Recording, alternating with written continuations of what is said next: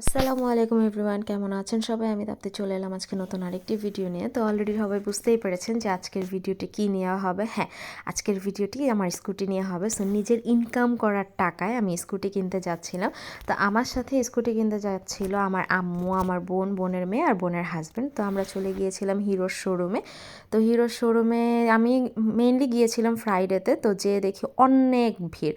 তো এই জন্য আমরা চারজন আর কি বসে পড়লাম, বসে ওয়েট করছিলাম। তো ওখান থেকে আমাদেরকে কফি সার্ভ করা হয়েছিল। আমরা সবাই এখন কফি খেতে খেতে ওয়েট করব যে কখন আমাদের সিরিয়ালটা আসবে। আর এই দিকে হচ্ছে আমাদের রাফু, আমাদের সবার আদরের বাচ্চা, সে ছবি তোলার জন্য রেডি হচ্ছিল যে সে কীভাবে ছবি তুলবে।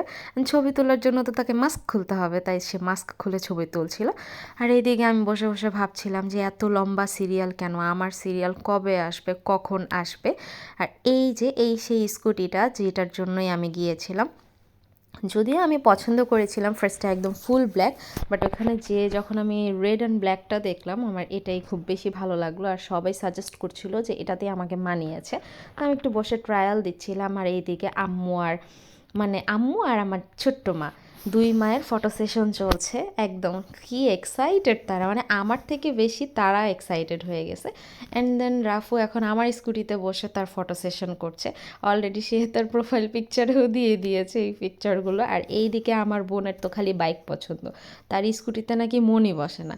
সে বাইক মানে বাইরের থেকে ধরে ভাব নিচ্ছে যে সে বাইক চালাচ্ছে। অ্যান্ড দেন আম্মু স্কুটিতে বসে কিছু ছবি তুললো, কিছু ভিডিও করলো। আসলে আম্মু এই ফার্স্ট টাইম কোনো স্কুটি মানে কোনো বাইকের শোরুমে গিয়েছে, তাও আমার সাথে। আর এদিকে আমি একটু ট্রাই করছিলাম যে বাইকে আমি কতটুকু নাগাল পাই বা কী।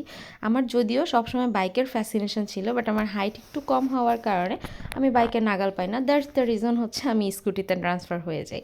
আর এইদিকে রাফু মনি সেলফি তোলাতে ব্যস্ত। মাশাল্লাহ, সে একা একা অনেক সেলফি তোলে। তো সে খুব বেশি বেশি সেলফি তুলছিল। আর এদিকে আমি আবার গালে হাত দিয়ে বসে বসে ভাবছিলাম যে আমার সিরিয়ালটা কখন আসবে, কারণ আমাকে এখানের কাজ ডান করে আবার অফিসে যাইতে হবে। যদিও ফ্রাইডে, বাট আমার অফিস ওপেন ছিল। অ্যান্ড দেন ফাইনালি আমার স্কুটির কাজ ধরা হয়েছে। এই দুইজন ভাই আমাকে খুব হেল্প করেছে।